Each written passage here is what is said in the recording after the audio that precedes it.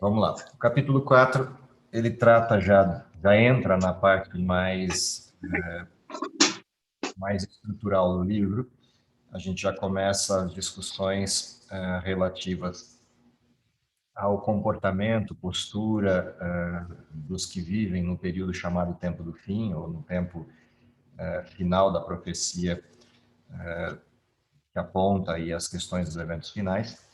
E, particularmente, o capítulo 4 e o capítulo 5 vão descrever o perfil da igreja no último tempo. O capítulo 4 se concentra na questão do porquê da igreja e qual a necessidade da existência de um formato organizado de igreja, uma estrutura de igreja. E o capítulo 5, na sequência, ele vai trazer uma questão mais voltada para o perfil, 5 e o 6, mais voltada para o perfil dos membros da igreja nesse último tempo. Então, olhando especificamente para a pergunta do capítulo 4, que é por que Deus precisa de uma igreja nesse tempo? Qual é a referência de necessidade de uma igreja para esse tempo? Então, o capítulo começa pontuando que existe uma divergência quase que generalizada no mundo entre aquilo que é a verdade de Deus, principalmente no que diz respeito aos seus mandamentos, à sua lei, e a prática do cristianismo. Então, olhando para essa necessidade do mundo, Deus suscita um povo, Deus estabelece um povo como um povo de advertência ao mundo para essa questão, um povo que advirta ao mundo para essa necessidade de retomada da vigência da lei de Deus. Portanto, a primeira grande necessidade de um povo estabelecido nesse tempo tem a ver com essa questão de erguer a voz dizendo ao mundo que a lei de Deus é vigente. Ao mesmo tempo, vem uma outra questão paralela a essa, né? Vem uma outra questão correlata a essa situação. Mara, se você puder passar o co-anfitrionato para o Fernando ou para mim, e a gente consegue trabalhar com os ruídos da classe. Passa para o Fernando ou para mim. Dentro desse formato da existência de uma igreja, surge dentro do período de fim dos tempos, ou período de Laodiceia, um grupo de pessoas, ou grupos de pessoas diversas, que começam a acusar o remanescente, ou acusar a igreja, ou o povo de Deus, dentro de um contexto de que o povo de Deus esteja afastado das práticas necessárias ou indicadas na mensagem bíblica ou na mensagem de Deus, e essa indicação aponta o povo de Deus ou o remanescente como tendo se tornado Babilônia, e aí começam a surgir pseudo-reformadores ou pseudo-atalaias dentro do movimento adventista, alegando a necessidade de um modelo de mudança, e essa mudança não poderia acontecer dentro da igreja, ela tem que acontecer fora. E aí eles propõem que a igreja, sendo Babilônia, deve ter um outro povo que surja a partir dela e se separe dela para cumprimento da mensagem final. A advertência, nesse caso, é de que esse tipo de vozes ou discursos vai estar errado. Não haverá um outro movimento além deste que Deus pôs pós 1844. Ou seja, o último movimento de igreja que Deus levantaria no mundo é este que se levantou logo após 1844, e não haveria outro. Mesmo com todas as dificuldades que pudessem ocorrer, mesmo com todas as divergências que pudessem acontecer dentro do movimento, mesmo com todas as questões de joio misturado com trigo, continuaria sendo o movimento de Deus único até o fim da história. Então, a advertência de abertura desse capítulo é tanto para a necessidade que levou à formação da igreja, quanto a questão de que essa igreja é a igreja que terminará a obra, não haverá outra, portanto, qualquer que acuse essa igreja de erro, no sentido de dizer que essa igreja se tornou Babilônia e, portanto, a necessidade de um novo movimento ou de uma nova igreja, estará agindo a favor de Satanás e não a favor de uma reforma verdadeira. Dentro dessa perspectiva, quais são os elementos centrais desse povo que vive o último tempo da história. Qual é a mensagem central desse povo e quais são os seus distintivos? O primeiro grande distintivo que aparece do povo de Deus nesse tempo tem a ver com a lei de Deus, e o segundo, o testemunho de Jesus, que na Bíblia é apresentado como o espírito da profecia ou o dom da profecia. Apocalipse 19, verso 10. Se a gente olha para essas duas referências, elas mantêm a unidade do povo de Deus e elas mantêm a característica que permite identificar o povo de Deus no último tempo. Ou seja, se eu nunca tivesse ouvido falar da existência de um povo de Deus no tempo do fim, a Bíblia me descreve como é que eu o identifico. Basta buscar essas duas características: aqueles que estão anunciando a lei de Deus como ainda sendo válida e aqueles que têm dentro do movimento o testemunho de Jesus ou a mensagem profética. E tanto faz a porta que eu bater, ou seja, eu posso começar por uma ou por outra, eu sempre vou encontrar um único movimento com essa referência. Não existem dois movimentos no mundo com essa mesma referência. Curiosamente, se alguém quiser um dia fazer esse teste, é só sair procurando. São 35 mil religiões cristãs disponíveis no mundo, portanto, literalmente um grande palheiro. E se alguém quiser procurar agulha nesse grande palheiro, é fácil de fazer.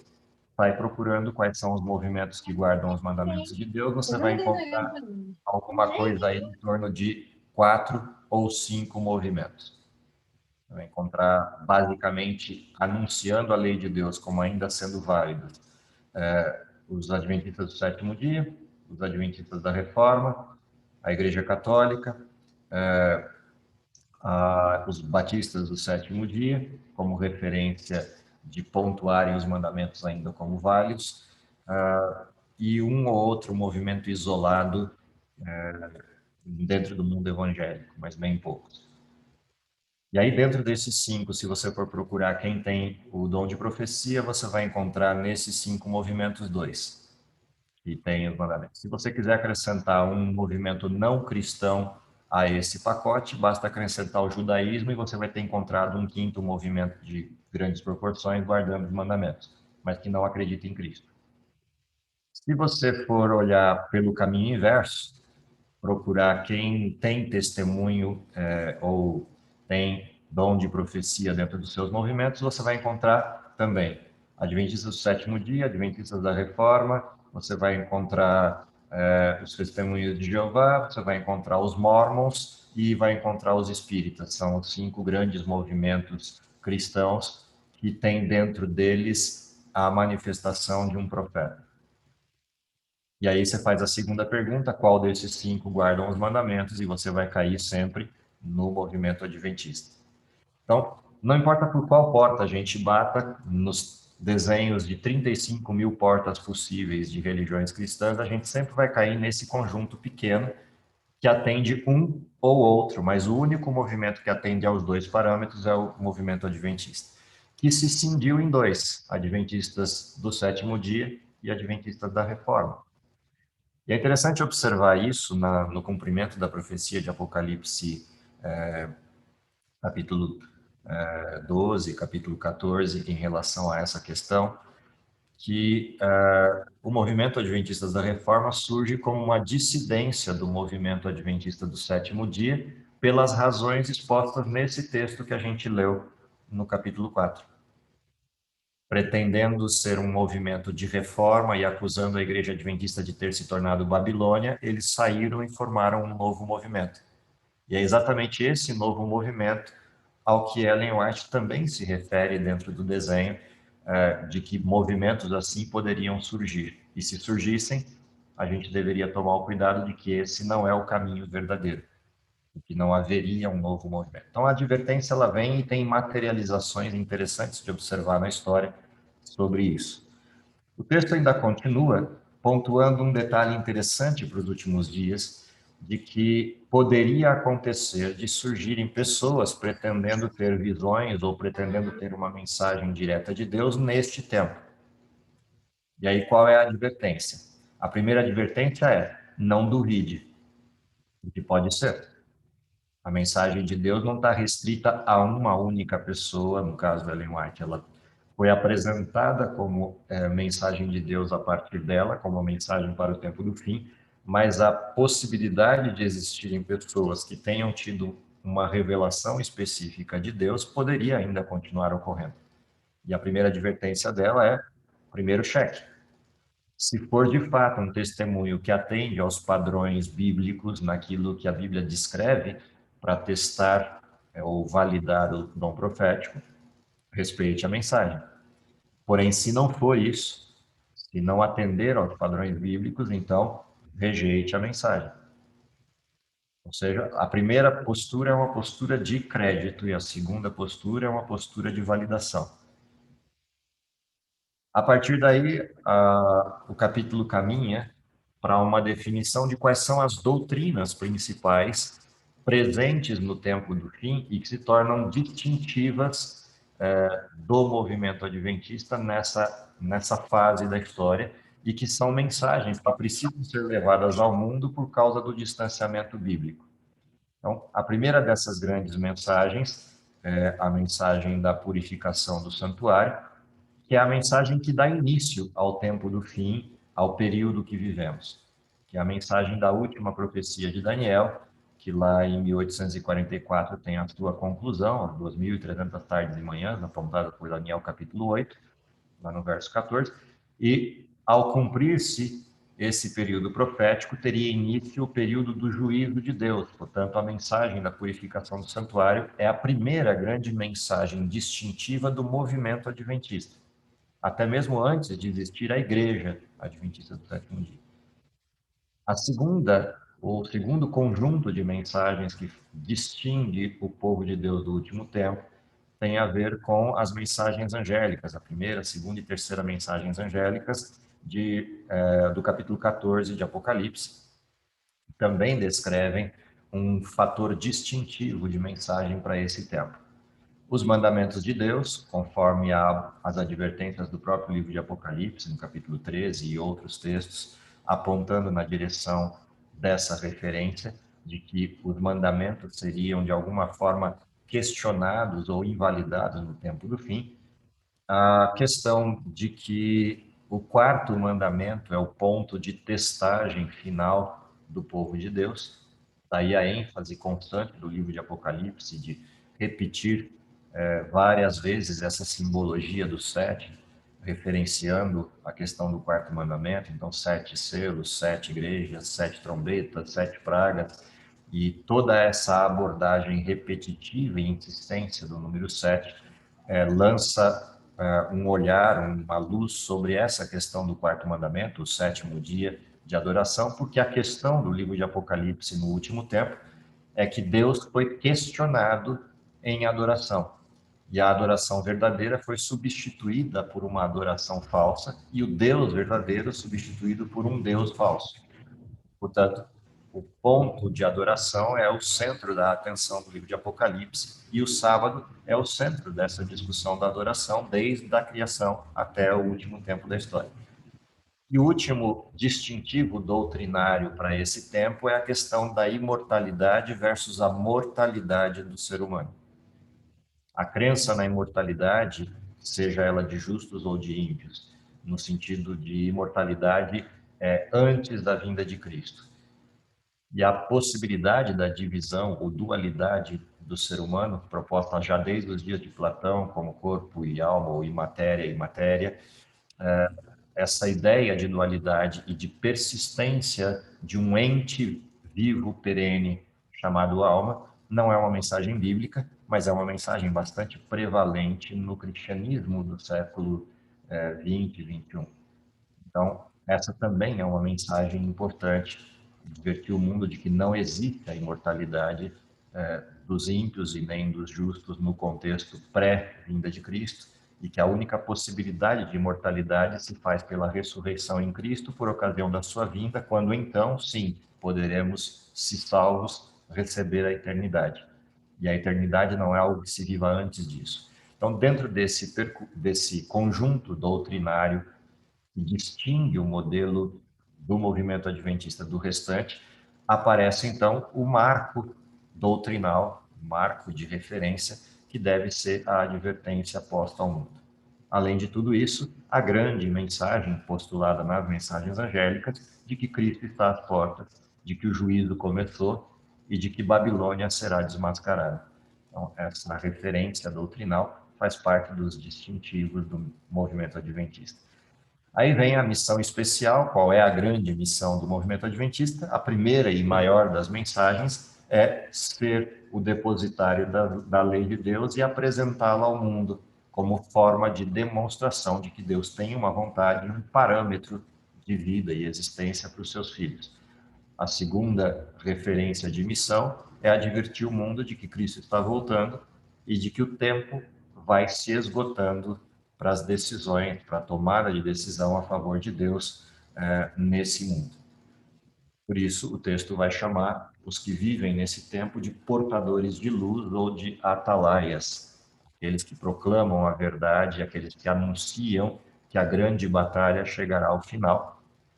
Esses são os atalaias para esse tempo. Além disso, a gente foi observar que existe uma questão na formação da igreja. Não é só Deus suscitando um povo para a mensagem do último tempo, mas Deus também aponta para um formato de organização desse povo. E há uma razão para isso, e o texto foi bastante exaustivo nessa questão da necessidade da organização da igreja. E é bastante curiosa essa abordagem, porque, considerando a época em que essa abordagem é feita, e para quem ela é dirigida, parece, no mínimo, fora de contexto. Afinal de contas, a gente está falando de uma resposta do porquê a igreja foi organizada no período em que ela está começando a ser organizada. A mensagem, na realidade, não era para o tempo de Ellen White, a mensagem era para o tempo mais à frente, quando essa organização começaria, até por conta de situações e problemas que ela enfrentaria, começaria a ser questionada. E talvez não haja nenhum período na história da igreja em que a organização adventista foi mais questionada do que hoje, do que no século XXI. Há algumas razões para esse questionamento, e Ellen White levanta algumas dessas razões. Uma delas é o comportamento inadequado dos seus líderes ou a postura de governança inadequada dos seus líderes. E isso tem sido levantado como uma justificativa para combater a necessidade de uma organização e apontando que nos últimos tempos da história, cada pessoa terá que dar conta de si mesmo e viver por si sem a necessidade de uma organização da igreja. E Ellen White é enfática em dizer que isso é uma mentira. A organização da igreja vai até o fim da história. O único momento em que a organização da igreja perde a sua efetividade é quando a graça termina. E aí já não há mais a igreja organizada porque as pessoas estão fugindo das perseguições diretas no tempo das pragas. Mas até lá, ou seja, até a porta da entrada das pragas e ao processo de aí então esfacelamento de todo o modelo por conta das perseguições, a igreja organizada na forma como está persistirá. Portanto, uma advertência bastante séria desse texto é o fato de que combater essa organização ou criticá-la ou propor que ela não deveria existir, ela chama isso de levantes espúrios, de pretensões não abonadas por Deus. Ou seja, por mais falha que possa ser a igreja, ela continua sendo a menina dos olhos de Deus na sua forma, no seu formato como organização. E Ellen White ainda adverte que quanto mais perto do último tempo da história, maior será a necessidade da organização por uma razão de manutenção da unidade da fé, da unidade da doutrina. O esfacelamento da organização implicaria o esfacelamento da doutrina. Para a gente que vive no século XXI, isso é mais do que claro, porque a gente vive o tempo da diversidade, o tempo dos discursos de pluralidade e tolerância, e a tolerância proposta para o mundo atual não é a tolerância das pessoas, é a tolerância das ideias, o que é um tremendo equívoco. Esse formato de tolerância de ideias e de pluralidade de ideias é exatamente a advertência que está no texto quanto à necessidade de uma organização. As pessoas estão se tornando cada vez mais individualistas, cada vez mais superficiais no conhecimento e cada vez mais passíveis de influência dos modelos ideológicos presentes no mundo. E conforme a ideologia vai crescendo nos seus múltiplos formatos de pluralidade e diversidade, mais difícil se torna a manutenção da unidade da fé. Portanto, de fato, a necessidade premente para o mundo atual é a necessidade de ordem e organização, por mais que haja uma crítica ferrenha nesse tempo, a questão da organização. E muitos justificam essas questões de saída da igreja, ou afastamento da igreja, ou distanciamento da igreja, por não quererem um modelo formal de organização. Esse pressuposto de que o movimento formal invalida a fé ou dificulta a fé é uma falácia dos tempos atuais, já advertidas desde sempre por Ellen White, e chamado esse modelo de divergência, de desordem ou de qualquer outro tipo de subversão. Há um texto interessante no meio do capítulo, dessa parte do capítulo, diz lá, alguns têm apresentado a ideia de que, ao aproximar-se o fim, cada filho agirá independentemente de qualquer organização religiosa, mas fui instruída pelo Senhor de que, nesta obra, não há isso de cada qual ser independente. À medida que nos aproximamos da crise final, em vez de achar que há menos necessidade de ordem, harmonia de ação, devemos ser mais sistemáticos do que temos sido até agora. Mais claro e cristalino do que isso é impossível de ser, mas é a realidade do que a gente tem assistido de maneira crescente nos tempos atuais. Isso não só em relação à igreja, mas em relação a tudo. E o mesmo desprezo e descrédito que vai havendo no mundo em relação às alternativas que o mundo tem de governança acaba sendo projetado como se fosse uma referência similar à igreja. O que é natural, o ser humano vive no mundo, ele percebe que todas as estruturas de governo presentes no mundo estão literalmente em colapso, e a tendência é achar que a igreja também está em colapso. E projeta-se para a igreja a mesma referência que se vê no mundo, o que é um equívoco. A igreja tem falhas porque é feita de seres humanos, mas não é porque ela tem falhas que ela perdeu a direção de Deus. Deus continua dirigindo a igreja, ainda que os homens falhem. Aliás, a igreja só não acabou. A prova de que a igreja é de Deus é que a gente tenta acabar com ela várias vezes e não consegue. A gente faz todo o possível de erros e desacertos nas estruturas e ela continua ativa e continua crescendo e continua sólida. Isso significa que quem está por trás dela não são seres humanos. Caso contrário, ela já teria se degenerado por completo. O texto ainda pontua que nós estamos adentrando um período de dificuldade, de debilidade, cegueira espiritual, o que é interessante sob dois aspectos. É interessante sob o aspecto da superficialidade do estudo da Bíblia, do estudo da Palavra de Deus e do reconhecimento do tempo em que vivemos. A falta de estudo dos textos proféticos leva a uma superficialidade também bastante significativa nessa questão do tempo em que vivemos. Mas, por outro lado, a gente também tem a debilidade e a cegueira pela influenciabilidade do discurso que se avoluma no mundo. A forma como o mundo apresenta suas teses também é um fator que amplia essa debilidade, essa cegueira. Aí o pior de tudo isso é que, somadas essas questões, né, a influência do mundo e a superficialidade dos membros da igreja no que diz respeito ao conhecimento e à prática da doutrina, esses dois elementos em conjunto geram a necessidade urgente de um processo de reforma na igreja. E Ellen White faz uma advertência baseada em um caso em específico, uma conferência, um período da Conferência Geral, que é o período do início do século XX, onde ela pontua que Deus tinha uma grande oportunidade de virada de mesa na pregação do Evangelho e na forma da direção da igreja, e porque as pessoas não se renderam a Deus aquela conferência geral em específico perdeu a chance de ser a voz de Deus naquele momento. Muitas pessoas usam essa referência para dizer que dali para frente nunca mais recuperou, o que não é verdadeiro.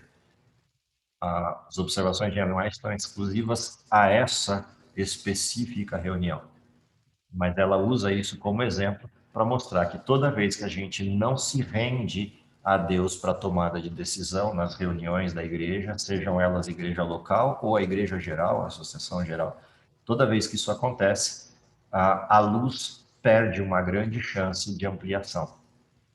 O que não significa que acabou o processo, que acabou o movimento, que acabou a necessidade da igreja. Não, muito pelo contrário, só mostra o quanto os seres humanos são falhos e o quanto necessitam retornar ao modelo, retornar à base. E ela usa um texto para isso, pontuando a diferença entre os membros da igreja conforme o tempo passa e eles vão se afastando de Deus e aquilo que iniciou a igreja e que é necessário acontecer e continuar acontecendo como movimento de reforma. Assim, como reformadores, elas haviam saído das igrejas denominacionais, mas desempenham agora uma parte semelhante à que desempenharam nas igrejas de onde vieram. Ou seja, o que ela via naquele tempo, na virada do século, é que aquilo que motivou a saída das pessoas das igrejas originais para a formação do que foi o movimento milerita e o movimento do advento, e depois a igreja adventista, se perdeu com o passar do tempo. E deixaram de ser adventistas do sétimo dia para se tornarem evangélicos, embora guardassem o nome adventistas do sétimo dia. Isso significa que perderam os seus marcos doutrinais. Passaram a atuar simplesmente como os evangélicos do seu tempo atuavam. Não é muito diferente do que temos sentido hoje, tanto que, para o próximo período agora, começando aqui em 2021 e provavelmente esticando 2022, há um movimento institucional da igreja de reestudo, de revisão, de reestudo de todos os marcos doutrinais e distintivos da igreja adventista. Para quem está acompanhando esse processo, é só observar. A última revista adventista pontuou essa revitalização das mensagens evangélicas e da mensagem distintiva do povo adventista, e vai ser um projeto da igreja para esse ano inteiro, essa revitalização do modelo, do marco doutrinal. Por uma razão básica, é isto que fará a diferença na pregação pela instrução profética.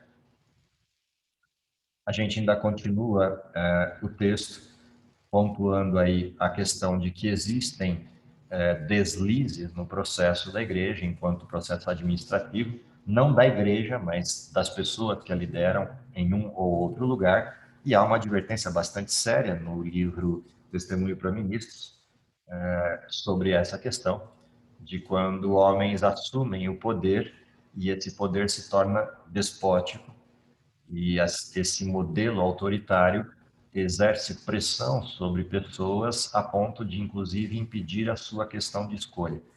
Toda vez que isso acontece, Deus cobra esse preço e cobra caro esse preço do autoritarismo. E mesmo que isso não seja nítido em termos da cobrança que Deus faça agora, essas pessoas responderão pelos erros que levaram outros a cometer ou pela forma como, de maneira equivocada, lideraram a igreja. O que, de novo, invalida qualquer tipo de crítica à igreja, crítica à estrutura da igreja como sendo ela o problema. Na realidade, não é ela o problema. O problema são as pessoas. E as pessoas passam. As pessoas estão hoje e não estarão amanhã. Tudo tem a forma circular propositalmente. O mundo gira. E essa forma de girar mostra para a gente uma lição importante de que a igreja persistirá, apesar das pessoas. Deus é aquele que dirige a igreja. Outra coisa interessante que aparece no texto é a necessidade do modelo ampliar-se. A igreja, na fase inicial, século XIX, início do século XX, ela era uma igreja pequena, com poucos líderes e que acumulavam funções. E exatamente por acumular funções, o modelo de autoridade máxima ia se tornando cada vez mais um risco, o que o a abrangência do poder era muito grande. E aí vem um conselho de Ellen White de que se divida a igreja mais e mais, se dividam as missões, as associações, as estruturas, para que quanto mais divisões a gente tenha, mais pessoas administrando existam e a carga fique menor e a abrangência de poder igualmente fique menor. O que diminui o tamanho do estrago, por uma questão direta de proporcionalidade, ou seja, se você tem vários líderes dividindo a tarefa, a chance de um estrago de grandes proporções é menor. Se você tem um único líder dirigindo tudo, se ele falhar, toda a estrutura falha. Então, é uma instrução, inclusive, de inteligência administrativa que se faça a abertura do modelo enquanto ampliação. O que também tem sido, muitas vezes, motivos de crítica por muitas pessoas, para que tantas divisões e tantas estruturas administrativas que vão se proliferando. Na realidade, é uma instrução bíblica. Toda vez que a igreja vai crescendo em um determinado local, que precisa ampliar a sua estrutura, enquanto divisão de administradores, isso deveria ocorrer, porque é isso que sustentará o crescimento ordenado e a atenção direta, e a diminuição do espaço de tempo de resposta. Quanto mais verticalizada a administração, maior a latência da resposta entre quem está na borda da linha precisando de uma resposta administrativa. E a Ellen White faz a ilustração disso, principalmente relativo aos campos missionários. O tempo que levava para uma resposta sair da conferência geral e chegar lá na ponta da prática de uma igreja. Quanto mais você divide esse modelo, mais rápido é o processo de comunicação e as autorizações que acontecem. Você não depende de um modelo verticalizado. Então, é instrução direta de Deus dentro do modelo administrativo da igreja. Não é à toa que a igreja é assim, é porque existe uma orientação nessa direção. Independente se eu concorde ou não com isso, é a orientação de Deus. Ou eu acredito nele, ou eu nego o processo. Por fim, há uma última advertência, se existe ou não necessidade, ou existirá ou não necessidade de uma nova denominação. E essa pergunta ela é pertinente em função de um detalhe que a gente viu em estudos anteriores do livro, que é o alargamento do tempo. Aquilo que deveria ser rápido enquanto cumprimento da vinda de Cristo pós 1844, ou seja, o tempo que poderia ter sido encurtado, pelo fato da igreja adotar um desenho laodiceano de comportamento, os membros da igreja se comportarem como Laodiceia, o tempo da vinda de Cristo, ele levemente se alarga. Ao se alargar, começa a surgir a questão, será que virá outro movimento? Surgirá uma outra denominação, porque o tempo se alargou, e aí Ellen White é bastante clara nisso também, ao pontuar que quando se usam os testemunhos dela para dizer que a igreja está sendo laodiceana e por isso há necessidade de uma reforma e um novo movimento que cumpra aquilo que está no texto, ela diz que quando isso acontece, nós veremos as mais altas ou grandiosas exibições de fanatismo. Isso já aconteceu e continua acontecendo. De vez em quando a gente tem algum levante dentro da igreja, estamos vivendo um nesse momento da igreja, bastante famoso, espalhando-se pelo mundo, chamado Movimento MV, que tem essa pretensão de serem pessoas guardadoras de todos os testemunhos e do processo e estão se desligando do desenho, não formam uma nova igreja, mas se desligam do desenho da igreja principal, passam a tecer críticas sobre ela e, em lugar de cumprir a missão de pregação do evangelho ao mundo, se voltam agora para serem pregadores de conversão ao movimento adventista. Em vez de irem ao mundo pregar o evangelho, estão pregando o evangelho para adventistas, tentando converter adventistas a essa nova modalidade de crença.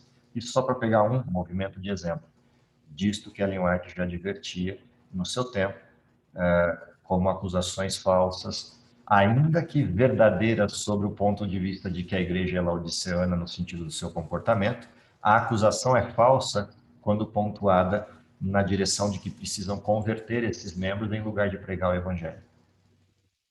E aí há uma diferenciação bastante clara entre a verdade e o erro. E aí, a última advertência que aparece nesse bloco é quando alguém se afasta desse corpo organizado do povo de Deus, que observa os mandamentos, quando começa a pesar a igreja em balança humana e acusá-la de práticas errôneas, podem saber que Deus não está dirigindo essa pessoa, ela se encontra no caminho errado. E aí, o texto vai para uma mensagem de esperança de que Deus vai pôr tudo em ordem, Deus vai manter todas as coisas funcionando, ainda que pareçam débeis. Quando a igreja que parece vacilar nos seus processos e parece débil, quase frágil para arrebentar, fique tranquilo que Deus vai chegar lá e colocar tudo em ordem e pôr tudo de pé outra vez. E aí há uma distinção de duas palavras que aparecem para fechar o capítulo, que é a distinção entre igreja militante e igreja triunfante. Até o limite das pragas, o que a gente tem é a igreja militante. A igreja militante passará pela sacudidura, a igreja militante viverá joio e trigo dentro dela até o limite da história, porém vai chegar um momento em que Deus sacode essa igreja, peneira essa igreja, separa joio de trigo e então aparecerá a igreja triunfante. Mas isso nós estamos falando já da última fase da história, ou seja, pós-decreto dominical, pré-pragas. É nesse momento último da história que a igreja militante se transforma na igreja triunfante pela parte mais aguda, mais sensível disso que é chamado de peneiramento ou sacudidura. Até lá, a igreja conviverá com joio e trigo dentro dela e, portanto, quem pretende entrar, e há uma advertência assim no texto, né? Quem pretende entrar à igreja imaginando que ali encontrará seres perfeitos, cumprindo plenamente a vontade de Deus, está equivocado, porque não é essa igreja que vai ser encontrada ali. A igreja que você vai encontrar é uma igreja que milita o processo de Deus, mas tendo dentro dela pecadores, tendo dentro dela pessoas que eventualmente cometem seus erros.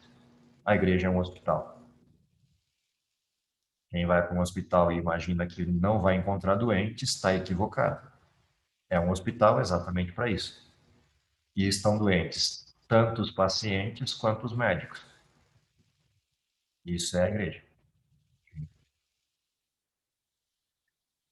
De ainda aparece no texto um olhar para Deus diante de tudo isso, que é a paciência que Deus tem de aguardar tudo isso, de observar a igreja dessa forma, de perceber seus filhos oscilando nos seus caminhos e nas tendências do mundo, e pacientemente ele aguarda para que seus filhos respondam aos seus apelos.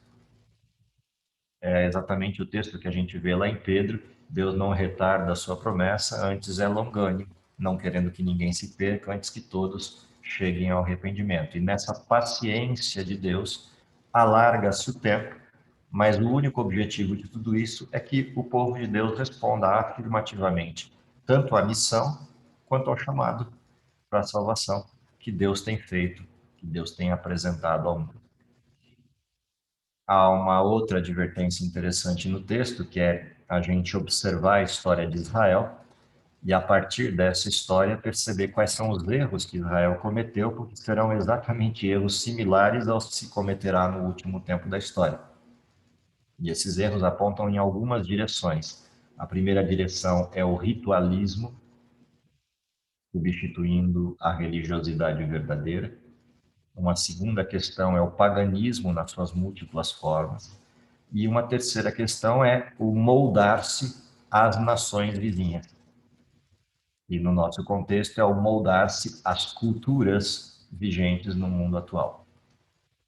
Esses foram erros bastante significativos do povo de Israel e erros que persistem dentro do modelo do tempo do fim. Não à toa, a abordagem para o tempo do fim é que a gente vai se aproximando ao que era o comportamento das pessoas nos dias de Noé. Quanto mais próximo do fim do mundo, mais parecido com a geração antediluviana o mundo vai ficando. E, naturalmente, se o povo de Deus se permite influenciar por esses comportamentos, começa a sofrer riscos bastante significativos de mudança dos seus padrões. O último elemento textual interessante desse capítulo é a apresentação do perfil do cristão. E isso já abre um pouquinho para os próximos 2 ou 3 capítulos que vão vir na sequência. Quando pontua a figura de Cristo e aquilo que vai estar espelhado nos seus filhos, que é o seu semblante irradiava compaixão, graça, humildade, verdade e amor. Todo membro de sua igreja militante deve manifestar essas mesmas qualidades se deseja fazer parte da igreja triunfante. Esse é o alvo, é o sonho de consumo de cada um dos que compõem a igreja de Cristo nesse tempo. Basicamente esse é o roteiro, o resumão aí do capítulo que a gente leu essa semana.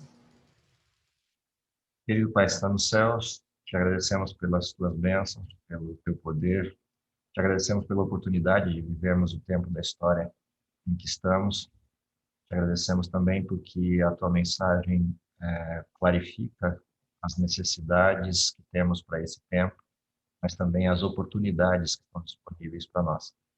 Pedimos que o teu Espírito se manifeste em porção dobrada em cada um de nós, nos dando em primeiro lugar a certeza e a urgência do tempo, em segundo lugar a iluminação para a compreensão da tua palavra e principalmente a perseverança e o poder para o exercício da missão. Senhor, que se possível ainda possamos vê-lo voltando em nossa geração, é o nosso pedido, em nome de Jesus. Amém.